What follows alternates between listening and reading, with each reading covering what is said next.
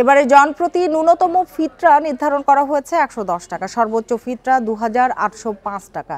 জাতীয় সাদাকাতুল ফিতর নির্ধারণ কমিটির সভায় এই সিদ্ধান্ত হয়েছে। ইসলামিক ফাউন্ডেশন বায়তুল মুকাররম সভাকক্ষে আলোচনা করে এই ফিতরা নির্ধারণ করা হয়। ইসলামী শরিয়া মতে আটা, জব, কিসমিস, খেজুর বা পনির এর মধ্যে যে কোনো একটি পণ্য দিয়ে ফিতরা দেয়া যায়। ফলে ১ কেজি ৬৫০ গ্রাম গম বা আটা অথবা এর বাজার মূল্য ১১০ টাকা ফিতরা নির্ধারণ করা হয়েছে।